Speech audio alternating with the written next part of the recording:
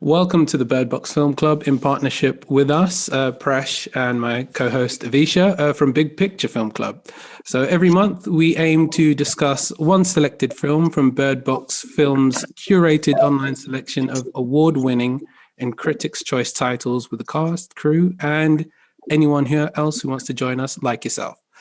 So just a few housekeeping rules. If you have any questions, leave them in the Q&A box and we'll do our best to get to them at the end of the Q&A. It's very dark. You can see me, so. Hi, do we have another guest? Have we got Dennis? Yeah, am I here now? You're here. We're really excited to be joined by our guests, writer director Richard Prendergast and producer Rachel Prendergast, executive producer and actor Ben Hartley. I think we might be joined by lead actress Jolie Lennon shortly. We've got musician Dennis Low-Career with us, and also Sabrina Robinson, whose story Sylvia, our short film for the month, is based on. Welcome everyone, and thank you for joining us tonight. Hello. Hello. Hi, thank you. All right. Richard, if we could start with you, and at the beginning, what made you choose this story to turn into a film, and how did you work with Sabrina to tell her story? So yeah, I've been looking to make a short narrative film. We come from sort of advertising branded content, and I guess for nearly a year I was sort of looking at different stories that could be interesting for a short film, and then I read Sabrina's story online, and it just really hit a nerve for me, and I thought this would make a really powerful short film. I kind of felt like it had a lot of elements to it that would come across well on screen and come across well for the characters, and connect with an audience. And so yeah, that's how I sort of went about it. And then I had to get in contact with Sabrina, which is always like a really weird process. Yeah. How did that conversation go? Well, it was more researching. Like, Sabrina had kind of shut all of her social media accounts down, as in made them completely private, and taken all of her information offline because the story had gone viral. And so then I kind of went around about the sort of weird process of essentially stalking someone, is the way you have to go about it. And I kind of worked out where she had worked in the past. I can't even remember how I got in contact with you, Sabrina. Who was it? Sabrina. You called the school system where I had worked and found somebody that knew me and got my number that way. And then you called me and you're like, hey, this might be a little weird in this very British accent. And I'm like, yeah, it already is, dude. So yeah, it didn't seem like too bad. You seem more nervous about how you get a hold of me than I was. I'm not that worried about my personal information, I don't guess. Well, yeah, I mean, first of all, you sort of ring people and you get through to a bunch of people who are like, what are you talking about? No, I don't know this lady. And then you get through to the person who's like, oh yeah, I know Sabrina. And you're like, oh, do you? I didn't know what I was going to say now. And yeah, and then you finally get through to them and you're like, please don't say no. Because I've already written the script, so that would really suck if you said no. Yeah. And Richard, how did you go about in sort of telling Sabrina's life story, well, this very important piece of her life story, and kind of knowing what to include and how to kind of do it in a way that was fitting and that people could really relate to? And yeah. Well, there was certain details from the online story that were kind of taken out. I don't think it told the whole story, right, Sabrina? There was no, because I just had it in my head that Sabrina had to go and sell this car, but I think in actual fact it was done in a different way, right? Yeah. You might want to explain that, because then it makes sense as to why I made the film the way I did. Well, as far as the car being taken, it ended up, it was repossessed. There was a problem with the insurance paperwork because my mom had a loan for the car, and there were some numbers mismatched on the title, and it was a very long to-do, and I fought and fought and fought, and it took, almost a year before they actually did come and get the car, and I couldn't do anything with it in that amount of time. So I kind of had that extra emotional attachment to it because I did have to keep it and look at it and not be able to touch it or do anything with it for that amount of time.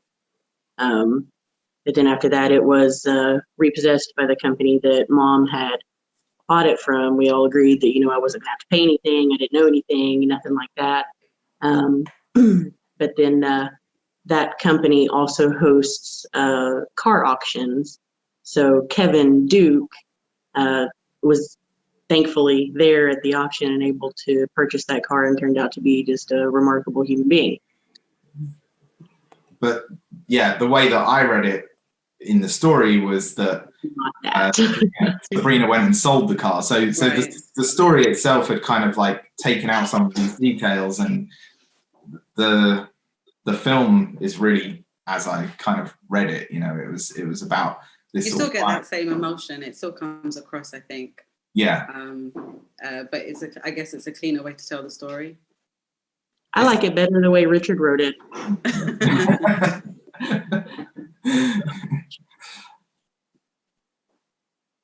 And so what does, like, as an object, Sylvia is not just simply an object, it's sort of like developed as a character. And can you explain, Richard, that sort of process of developing the character of Sylvia, and Sabrina, what Sylvia meant to you? Richard, you go first. Okay. Okay. Well, I think as I was reading it, like we have two kids of our own, and one of them is in the film. No, both of them in the film. I always forget about the second one. And yeah, I was sort of reading this story, and then the letter at the end was kind of brought a lot of things home, because kids are super annoying and they sort of destroy everything, but like the letter itself kind of gave me a different lens on it, and those things would become so precious, those like scratches and dents and sticky bits in the car and things, and that's what makes up the character of this kind of inanimate object. And then I guess I guess that's sort of that's the character of the car. I mean, the car that we used is very different to Sabrina's actual car, but that's the type of car that I imagined in my head when I was reading it. So I think that's a good point, because when I was watching the film, I didn't expect to get so emotional, and it wasn't until you see Kevin Duke character reading the letter in the car that you realize how much meaning it has. And I was wondering, Brian, for you, how do you tap into something to portray a similar feeling, and so that we as an audience can get that reaction? Sorry, regarding the Kevin's character. Yeah, as he's reading the letter in the car. Yeah, I mean, obviously, with this story being real and based on a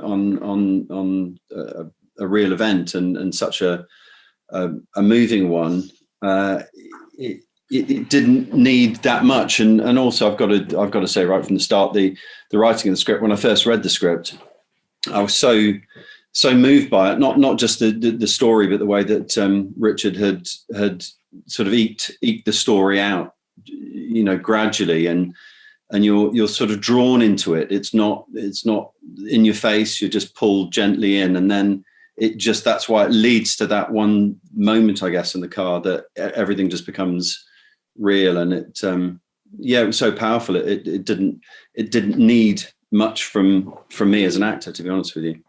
I think it was beautifully done, and the way Jolie reads the letter out loud, and then you kind of the emotion that it pulls from you as she's reading was just so wonderfully done. And I think Presh, you wanted to follow up on, as we were discussing this earlier.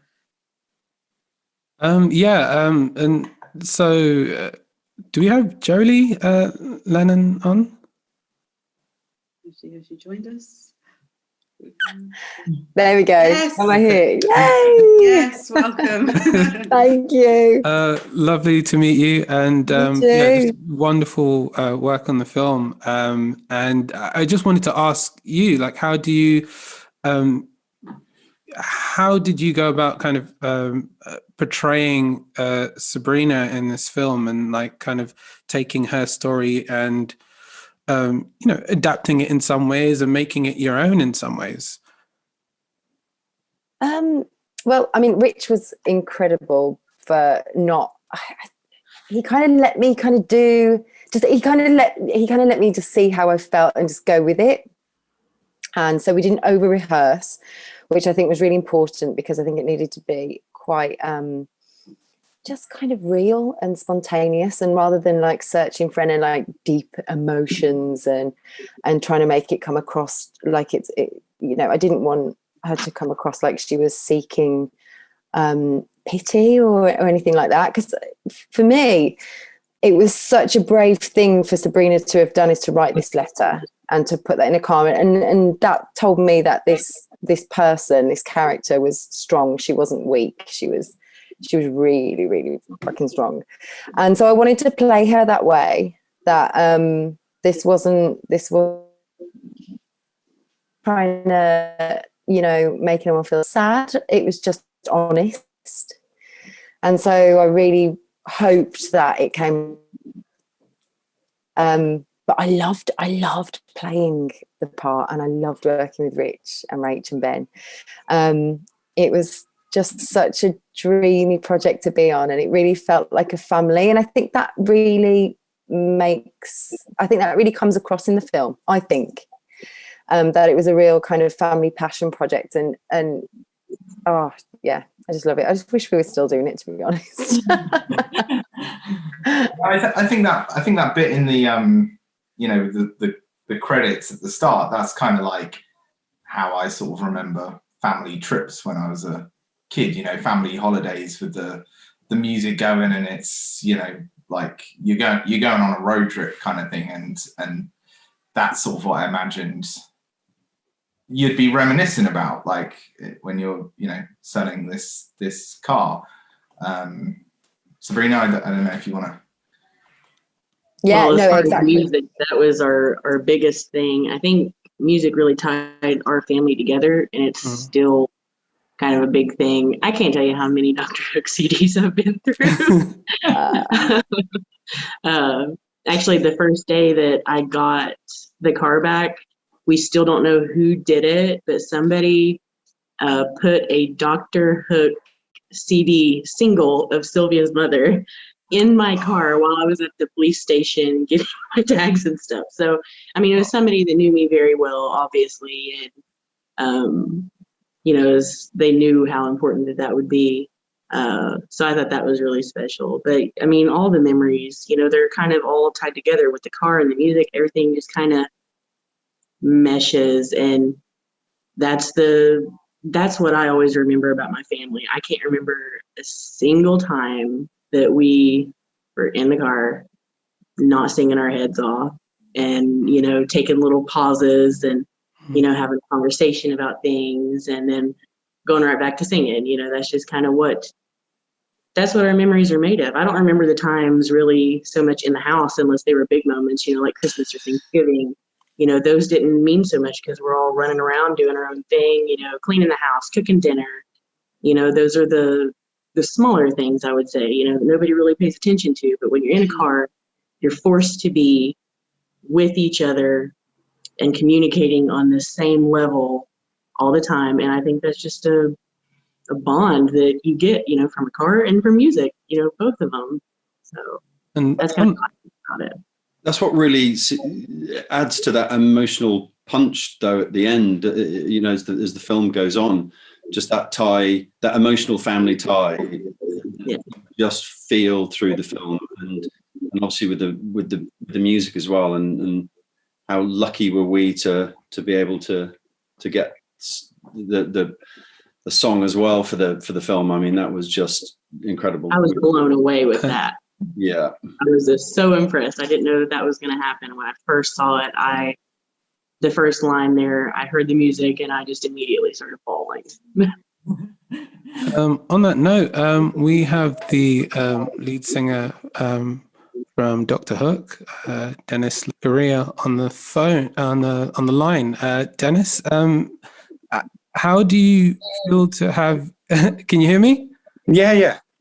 How do you feel to have your sort of music be part of a very important story like this in this way? Well, listening to what everybody's saying, this is probably the best thing about what I did with my life, is that throughout my life, I would hear so many stories like this. I have a letter that I just had forwarded to me 2 days ago, sitting over there, from a girl who's about 28, and her dad, and they used to go on trips, and he's passed, and the music still makes her think of him. And I've heard these connections all my life, okay? And I received the article about Sabrina's.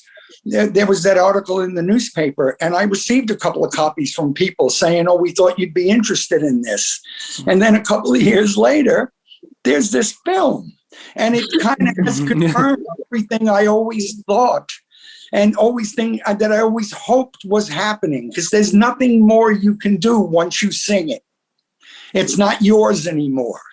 And it belongs to everybody else. And so you much rather they embrace it to their hearts than make it disposable and throw it in the street, and this many years later, I mean, it's lovely for me. All I did was sing that song. There's a couple of seconds of it in the film, but it's really nice. It's really nice to see that come alive, because it was like something I'd experienced on the page. Dear Dennis, and now all of a sudden there was this. So this really, when it came off the page, this was really great. And Richard's idea of making the car a character is the best, because that really preserves it for me too. It's really cool, really cool. Sabrina, how did it feel when your letter went viral and the community came together to help you bring Sylvia back? I was overwhelmed with probably every emotion you can think of. I even went from anger. I was angry at myself because, I kept hearing, there was some negative people, like, why did you do that? Were you seeking attention? And it's like, no, of course not, So, I went through that phase probably first. And then I was like, that's not how it's supposed to be. I did something really positive. I felt, really emotional when I wrote that letter, and I meant it for a good purpose. And then I just kind of started building off of that. And when I realized that it had gone viral, Kevin thankfully, reached out to me very quickly. He's like, "Hey, sorry, but I'm kind of the guy that found the letter, and just want to let you know this is what's going on, and it's just got a little crazy, and I apologize for that. I hope you're okay with it." So he made it a whole lot better, because I was, from the very moment that we started getting those likes and shares and everything, he was right there. We were talking. It was, a new friendship. And so, any kind of weird emotion that I had, I was able to talk to him about it. And we were like, yeah, we kind of feel the same, and it's okay. We're allowed to feel a little bit weird about this, We're just people from Kentucky. We're just hanging out, we go through tragedies, and now we're kind of slammed together in this really unordinary circumstance, and it's kind of turned out for the best. We actually live within a quarter mile of each other now, and we're really good friends. He's family. That's so lovely.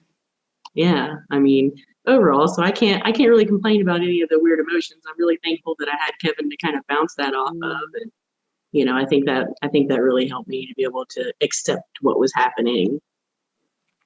Yeah, and then you've got that big sort of positive element at the end of the film, which is like everyone kind of came together and or chipped in and got this car back for you. I don't know who started that. It wasn't Kevin, right? It wasn't. It was a woman named Tammy Warrington out in Kansas, a place called Hutchinson, Kansas.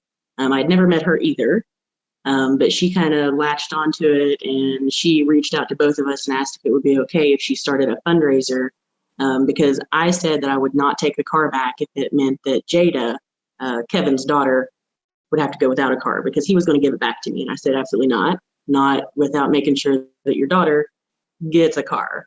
I said, so we're just gonna have to wait until I can afford to do that, afford to buy it back from you. Which he, at first, he agreed. He's like, he said, that's fine. I'm not going to take your pride from you. He said, we'll just work something out and, make it go. But Tammy, she said, absolutely not. That's not going to work for me. She said, I want Sabrina to have this car back now. That's where it belongs. It needs to go home. And Jada needs a car. So we're going to take care of all of that. And me and Kevin, we discussed it at great length over several days and finally decided that, he would be willing to accept, a kind of donation, and I would too, because it kind of stung both of our pride a little bit. But we realized, from the comments and stuff that we were getting from everybody where it did go so viral, the amount of support that both of us had for everything that we were currently going through and everything that we had been through. And everybody just really wanted me to have that car back. And they all really wanted Jada to have a car that wasn't that, tainted, I guess, with somebody else's emotions. That car, was not meant to be her story, the way it was mine. And that's just kind of how everyone felt. And we agreed to that. And I'd just like to close things up with a question from the audience. We have here Andrew Prendergast. Richard, is that brother, cousin, maybe? Yeah, go on. To those on the panel, while Sylvia is an incredibly powerful and sad story, what has been your favorite memory, either from making the film or when dealing with the film in film festivals? Oh, that's not a hard question. Good question, yeah. Mm-hmm. I'll let you. Well, I think, I don't know, there's been a lot of good, making the film was actually brilliant fun. We hadn't met each other, the crew hadn't met each other until the night before we started filming. And I know the answer to this. Oh, go on. Cannes. Yeah, brilliant. I was getting to it. Come on. Yeah, well, we were so lucky to be able to go to Cannes. So Rich and I and Ben and Jolie, we all went over there and we got into the American Pavilion out there. It was brilliant. This is Maisie, one of the actresses who should be in bed. And that was just an incredible experience. And we then won Best Short Film in the festival that we were in under the Cannes umbrella. And it was good fun. We had a good time. But I think also just the response that it's had in the press, and I find it hard to pinpoint one single moment because it was all so unexpected. And we were getting comments from people in Russia that it really seems to touch people when they watch it, and people quite often reach out and write to us. Even now, sort of a year or two out of the festival circuit, we still get comments from people just saying how much they loved it, and it seems to stick in people's minds, which is lovely, to have made something with that longevity to it, I think. Yeah, we had a couple of messages from people saying that they've reconnected with one guy with his dad after watching it, and he was like, life's too short to hold grudges, and that was pretty cool to We've also just made lifelong friends with everybody, when we went into this, you go and you make a film, but actually, with everyone who is involved, have just become, that's it now, friends for life. And I think we would never have imagined to have had such great people involved. And I think that's something that will just stay with us forever now, which is lovely.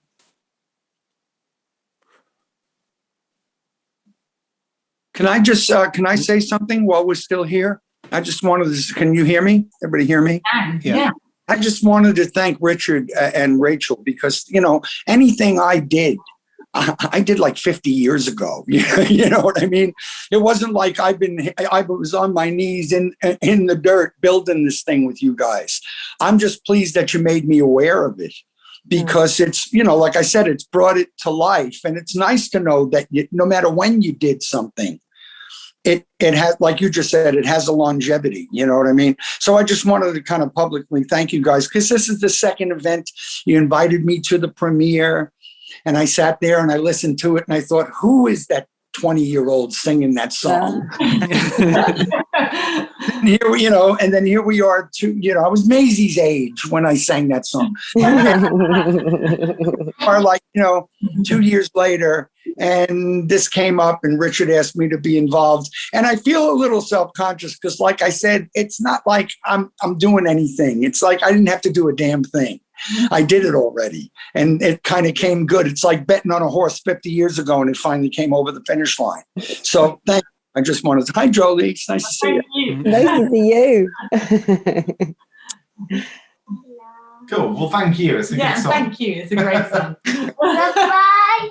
Good night. Night, Maisie. Hi. Everybody. How diplomatic. That wraps us up quite nicely. Thank you everyone so much for joining us. Writer-director Richard Prendergast, producer Rachel Prendergast, Sabrina Archie, executive producer and actor Ben Hartley, musician Dennis Locaria, and lead actress Jolie Lennon of our incredible short film of the month, Sylvia. Be sure to check it out on the BirdBox Film Club platform if you haven't already. I want to thank everyone for joining us. We've been your host, Big Picture Film Club. Be sure to follow us on social media and check out bigpicturefilmclub.com for more details on upcoming BirdBox Film Club events.